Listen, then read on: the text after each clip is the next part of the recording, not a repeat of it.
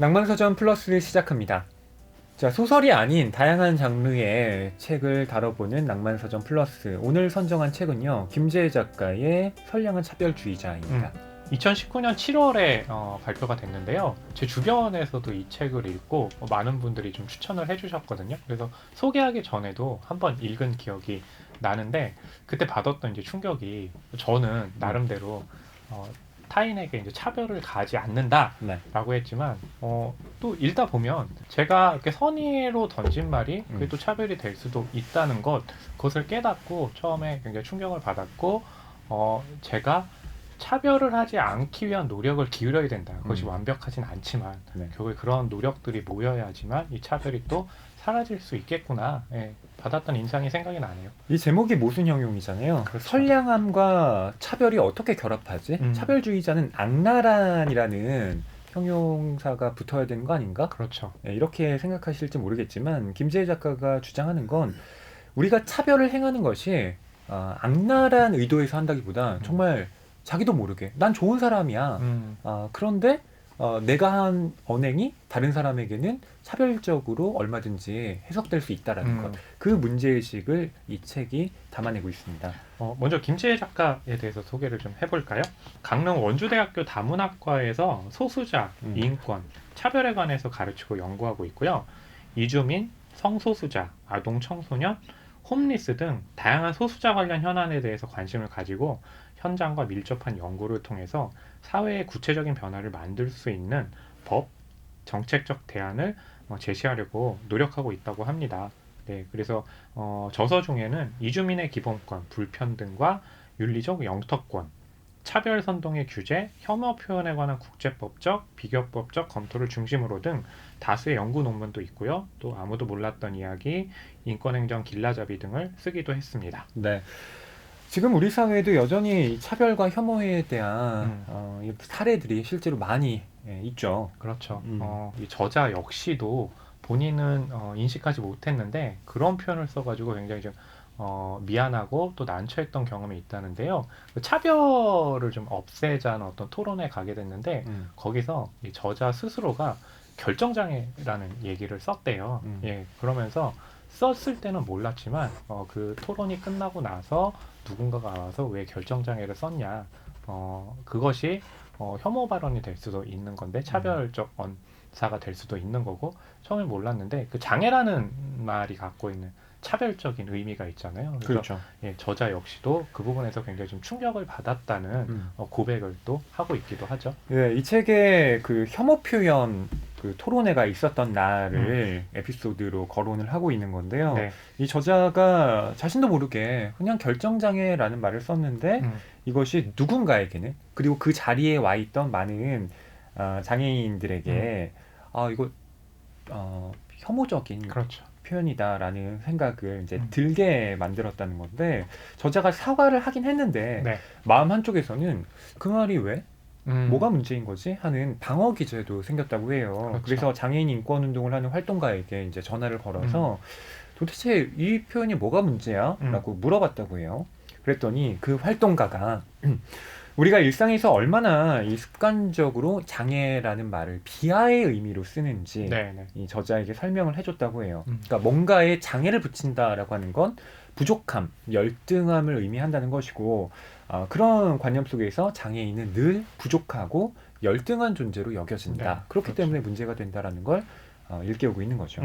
읽으면서 허위평론가님께서도 또 인상적인 그 부분들이 꽤 많았을 것 같거든요. 우선 서문이 다 그런 내용들이 담겨 있는데요. 저자가 충격을 받아요. 왜냐하면 대학에 입학을 해서 가장 먼저 수화 동아리에 들어갔고 네. 또 사회복지학과 법학을 전공해서 인권을 공부하면서 장애인의 이 권리에 관한 법 수업을 듣기도 하고 네. 나는 다른 사람들보다 이 장애인 문제에 대한 문제의식을 갖고 있는 사람이야 라고 본인 스스로가 인지를 하고 있었는데 그쵸. 나도 모르게 이러한 그 잘못을 저지르다니 거기에 큰 충격을 받았다는 거잖아요. 네. 그래서 그런 맥락에서 저도 인상적인 그 대목이 있었는데요. 10페이지 보게 되면 이런 표현들이 있어요. 나는 다른 사람을 차별하지 않는다는 생각은 착각이고 신화일 뿐이었다. 누군가를 정말 평등하게 대우하고 존중한다는 건 나의 무의식까지 훑어보는 작업을 거친 후에야 조금이나마 가능해질 것 같았다. 내가 인정하고 싶지 않은 부끄러운 나를 발견하는 일 말이다.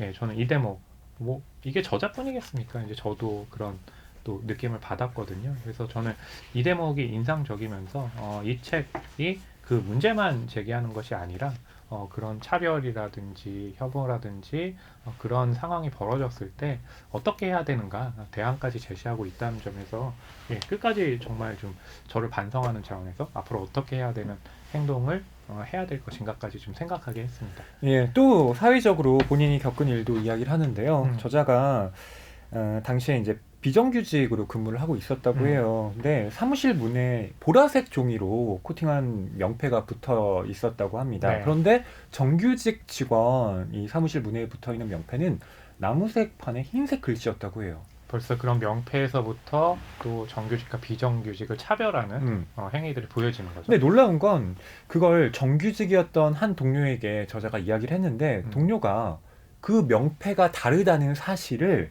전혀 인식하지 못했다는 거예요, 평소에. 네.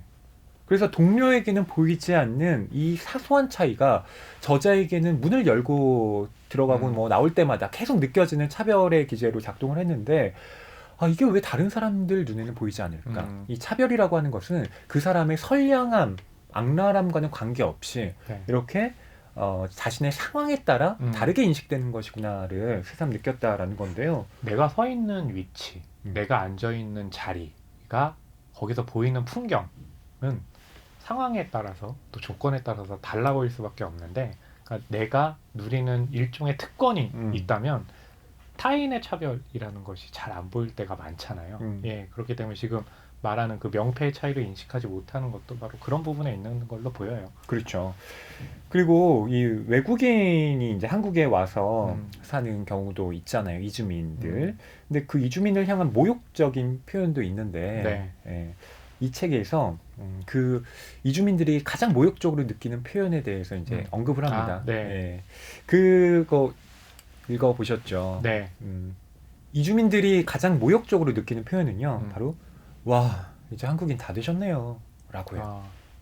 아무리 한국에서 오래 살아도 우리는 당신을 온전히 한국인으로 받아들일 수 없다라는 그렇죠. 무의식이 여기에 깔려 있다라는 것이고 또 한 가지는 내가 굳이 한국인이 되고 싶은 것도 아닌데 왜 한국인이 된다는 말을 칭찬으로 받아들여야 하는가 이런 문제 제기를 하고 있는 거죠. 그렇죠. 그러니까 한국인이 아니라고 하거나 한국인 중심으로 생각하거나 어느 쪽이든 이주민들에게는 기분 좋은 말이 아니라는 겁니다. 네. 근데 우리는 보통 와 이제 진짜 한국인 다 되셨네요 칭찬의 이런 말을 칭찬의 말처럼 하고 있는데 그거조차도 이 선량한 차별주의자가 될 수 있는 언어이기도 한 거죠. 그렇습니다. 제가 초등학교 때요 제 별명이 있었어요. 제가 쿠웨이트에서 한 3년을 살았거든요. 그러면서 살이 좀 탔어요. 많이 탔어요.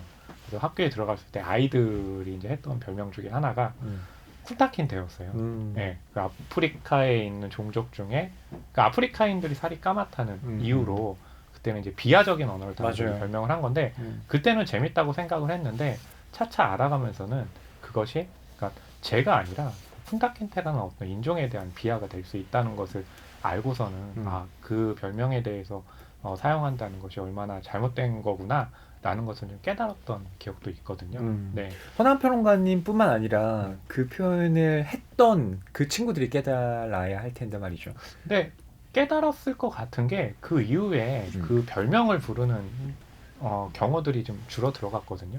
결국에 이제 교육이라는 것이 얼마나 중요한가. 선생님이 그런 별명을 얘기할 때 그것은 이래서 잘못됐다라는 얘기를 해주기도 하셨어요. 근데 그 얘기를 했을 때 바로 인식하지 못하고 뭐 그런가 보다라고 했지만 점차 이제 알아가는 과정이 있었거든요. 그러니까 이 책의 그 목표도 거기에 있는 듯해요. 그러니까 그런 그 잘못된 사례들에 대해서 알리면서 우리가 얼마나 개선의 노력을 할 것인가에 대한 필요성을 좀 역설을 하는 거죠. 저는 그와 관련해서 이 책의 4장 웃자고 한 말에 죽자고 덤비는 이유라는 이 챕터가 인상적이더라고요. 보통 그냥 농담으로 한 말인데 왜 이렇게 죽자고 달려들어? 이런 식으로 비난하는 경우가 있잖아요. 그러면 분명히 나는 기분이 나쁜데 내가 괜히 정색하고 얘기하면 저 사람은 저 융통성 없는 인간이라고 나를 생각할 거고 그런 경우들이 되게 꽤 많죠. 난처하잖아요. 네, 네. 그렇죠.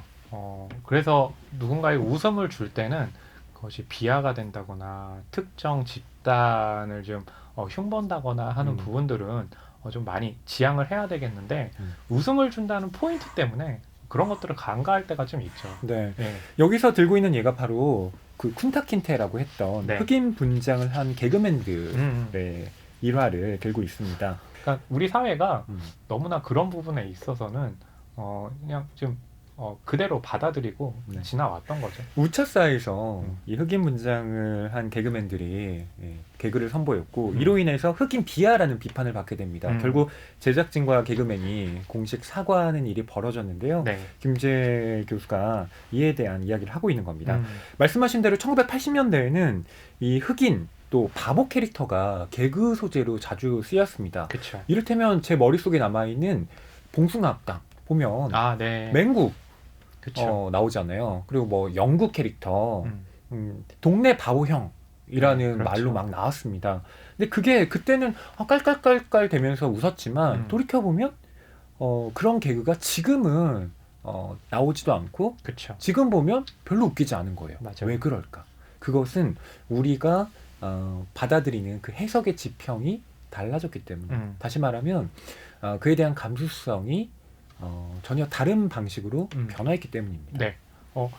그 부분이 이제 사장에서는 뭐 블랙페이스라고 표현이 되는데 블랙페이스와 이제 비슷한 맥락에서 지금 할리우드 영화계에서 논란이 되는 것 중에 하나가 화이트 워싱이에요. 그 할리우드는 이 전 세계에 있는 많은 영화인 또 영화 또 그 관련한 스태프들이 모이는 곳이잖아요. 그래서 굉장히 많은 영화가 만들어지는데 이 원작을 갖고 있는 영화나 소설 중에 백인이 아닌 다른 그 인종이라든지 또 성별의 사람들이 등장을 하는데 그것을 이 할리우드에서는 백인 위주로 이제 만드는 경우들이 있거든요. 네. 그런 예들이 좀 있죠. 마션 이라는 작품의 원작 소설에 보면 민디박이라는 캐릭터가 소설에 있어요. 한국계이거든요. 미 항공 우주국의 이제 과학자인데 영화에서는 맥켄지 데이비스가 연기를 했거든요. 예, 그러니까 백인 캐릭터로 바뀐 거죠. 네. 뭐 그리고 또 하나 아마 이제 유명한 건데 공각기동대가 할리우드에서 영화가 됐잖아요. 이 주인공인 쿠사나기 모토코가 스칼렛 요한슨이 연기를 맞아요. 해가지고 캐스팅이 될 때부터 화이트워싱 논란이 계속해서 일어났었죠. 근데 이 역사가 꽤 오래된 거라서 율브린너라는 이제 네네.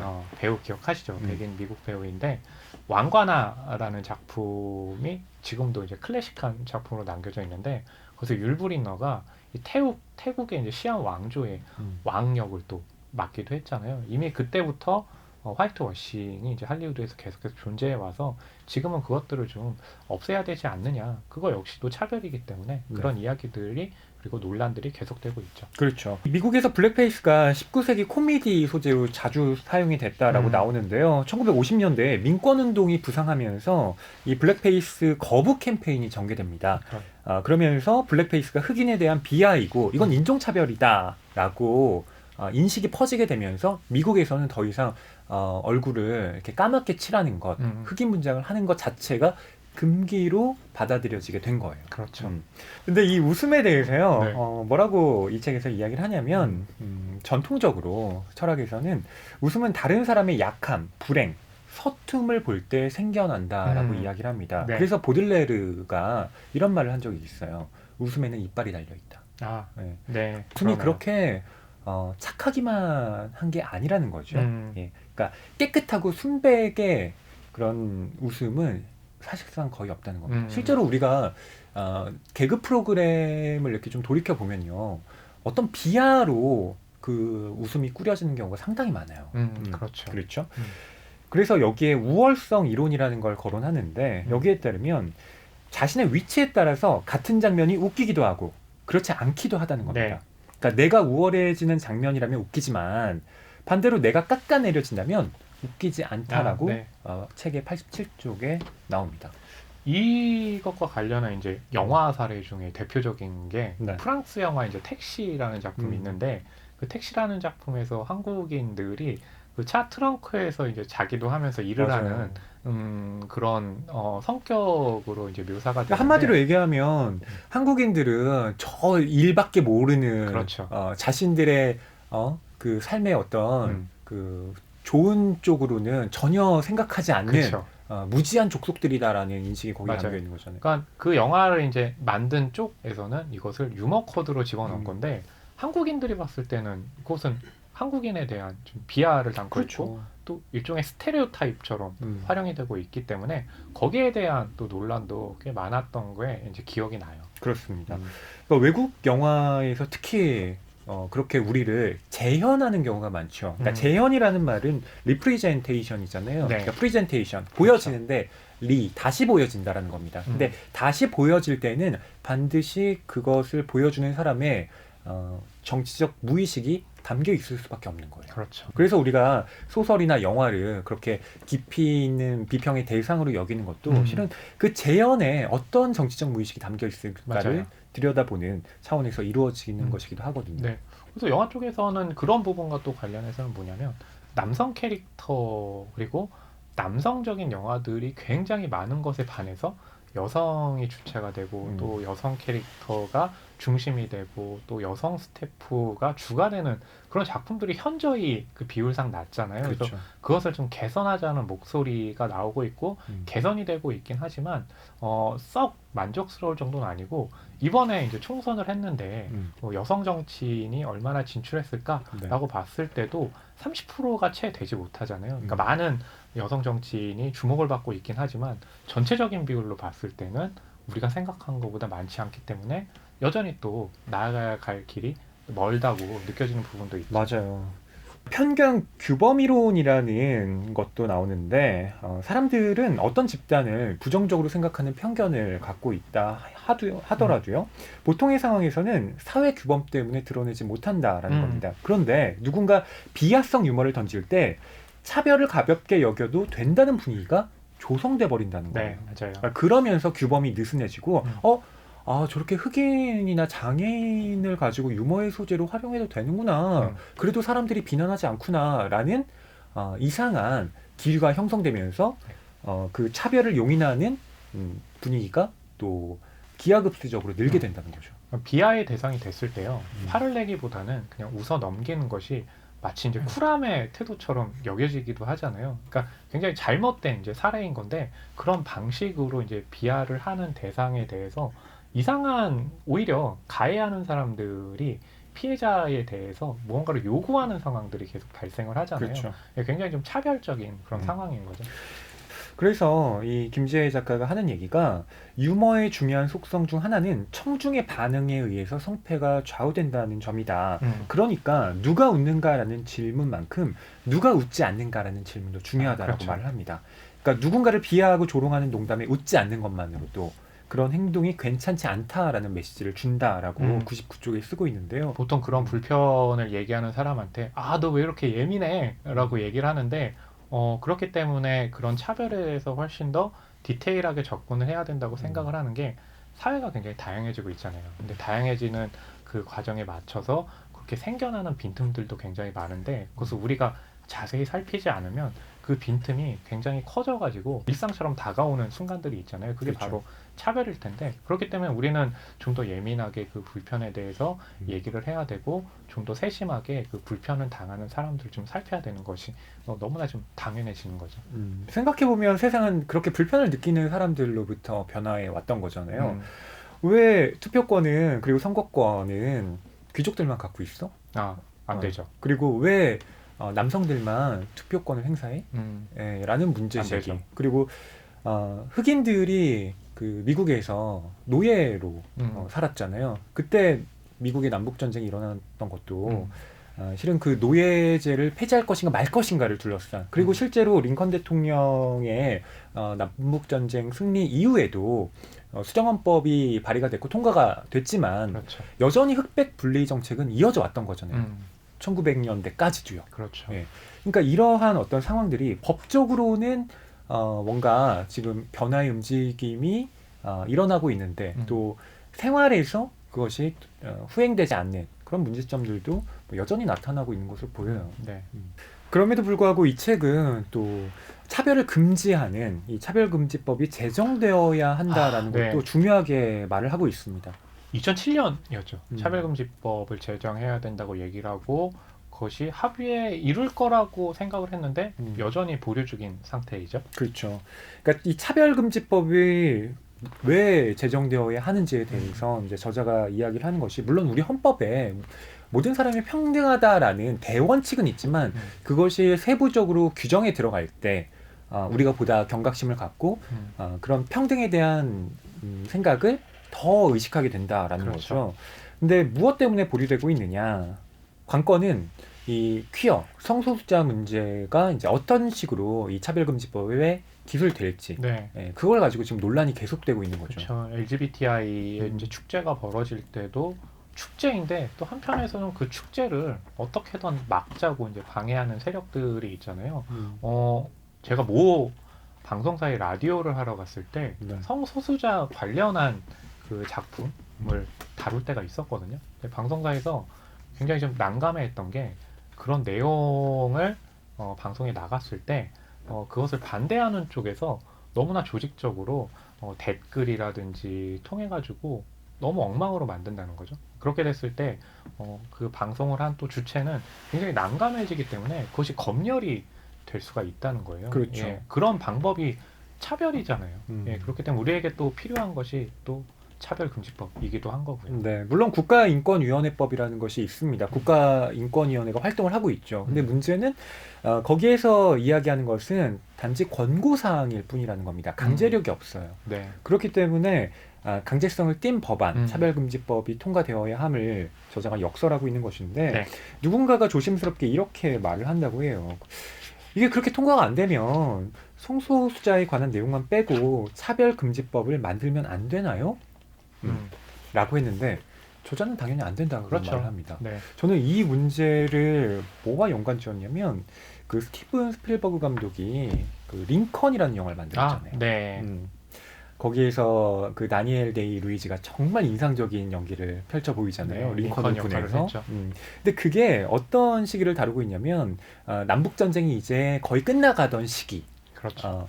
그때 남북 전쟁이 이대로 종결되면 그 헌법 자체가 이제 변경되기는 어려운 상황이 놓이는 겁니다. 근데 링컨이 하고 싶었던 건 뭐냐면 헌법을 수정하는 것을 통해서 흑인을 차별해서는 안 된다.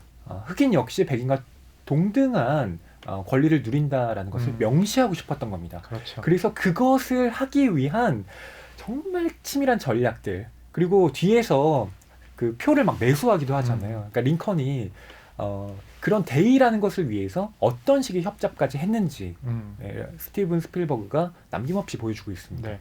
그 영화가 나왔던 시기가 지금 트럼프가 아니라 오바마 대통령의 시기였거든요. 그래서 오바마 시대의 영화라고 평하기도 해요. 네, 그런 흑인 인권의 성장과 맞물려서 과거에는 어떤 움직임이 있었냐를 보여줬던 게 이제 또 링컨이기도 하거든요. 그렇죠. 그러니까 이 창작 그또 문화는 그 시대를 반영하기 마련이잖아요. 바로 그런 부분들이 또 링컨을 통해서 알 수가 있었던 거죠. 네, 이 링컨 영화 같은 경우는 도리스 컨스 굿인의 권력의 조건이라는 이 라이벌까지 끌어안는 네. 포용의 리더십이라는 그 부제가 달린 이 책을 원작으로 하고 있습니다. 이 책도 전 여러분께 좀 권해드리고 싶은데요. 네. 낭만서점 플러스니까. 네, 그렇죠. 플러스군요 지금. 네, 두껍긴 한데 네. 참 재밌습니다. 그러니까 링컨이라고 하는 사람을 우리는 그냥 참 좋은 대통령 정도로만 알고 있는데 네. 그 사람이 가진 입체적인 면모가 이 책에 가득 담겨 있어서요. 네. 어떤 식의 그 정치를 펼쳐왔는가, 특히 우리의 이제 지금을 바라보는데도 이 책은 참 유효성이 있는 것처럼 보여요. 네, 플러스로 다른 책을 소개해 주셨으니까 저는 이제 플러스로 네. 한편에 좀 영화를 소개해 드린다면 링컨을 두고 제가 오바마 시대 영화라고 했잖아요. 지난해 이제 12월에 개봉한 이 작품인데요. 나이브스 아웃이라는 작품이 있어요. 네. 저는 그게 트럼프 시대 영화라고 생각을 하거든요. 그 영화의 내용을 보게 되면 상속과 관련해 가지고 이제 가족과 또 거기서 일하는 중남미인과의 갈등을 다루고 있어요. 그 얘기는 뭐냐면 상속을 당연히 이 백인인 혈연에게 할 줄 알았는데 중남미인에게 한 거죠. 가족이 아닌. 그 얘기는 뭐냐면 지금 미국 사회에서 상속이라고 했을 때 트럼프 시대가 남긴 상속은 무엇이냐? 기득권들에게 모든 특권을 주고 있고 그 백인에 속하지 않는 비기득권들은 차별하는 시대가 되었잖아요. 그래서 오히려 그 상속에서 이 중남미인에게 무언가를 재산을 상속함으로써 지금 트럼프 시대의 문제점들을 그렇게 또 은유를 하고 있었던 거거든요. 그래서 그 영화를 좀 추천드리고 싶네요. 자, 김재희 작가의 선량한 차별주의자 한 줄평 공유해 보겠습니다. 네. 허남 평론가님은 어떤 한 줄평 준비하셨나요? 디테일하게 살필 때 변화가 시작된다 라고 얘기를 했거든요. 봉태일이 생각나네요. 네. 지식이 네. 굉장히 뛰어나네요. 저에겐 그것이 차별로 느껴지네요. 누구의 지식은 이렇게 많고 네. 누구는 적고. 봉준호 감독의 별명이 본인은 싫어하지만 네. 봉태일이라는 건 뭐 워낙 유명하잖아요. 네. 그가 이제 봉준호 감독이 그걸 싫어하는 이유가 뭐냐면 자신이 너무 세심하게 살피면 영화는 이제 집단으로 만드는 건데 그것이 또 스태프들에게는 너무 이제 불편하게 갈 수도 있기 때문이라는 건데 뭐 그런 의미를 떠나가지고 제가 세심하게 살필 때 변화가 시작된다는 건 그 차별이 행해지는 방식도 굉장히 조직적이고 첨단의 방식으로 가고 있잖아요. 그렇기 때문에 우리는 항상 그 부분들을 세심하게 살필 필요가 있어요. 예, 그래야지만 변화는 또 시작될 것이기 때문에 그런 한 줄평을 남겼고요. 허위 평론가님의 한 줄평 어떻게 되나요? 제가 준비한 한 줄평이 이렇습니다. 차별의 뿌리는 타인에 대한 무지와 무관심.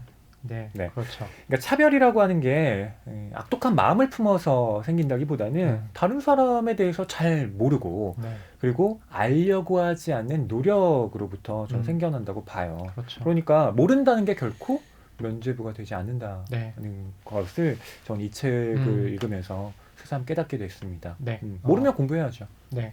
그리고 오늘 이 낭만소년 플러스에 또 선량한 차별주의자를 소개하는 시간을 마련한 것도 결국에는 타인에 대해서 우리가 더 알기 위한 노력을 해야 된다라는 것도 담고 있잖아요. 네.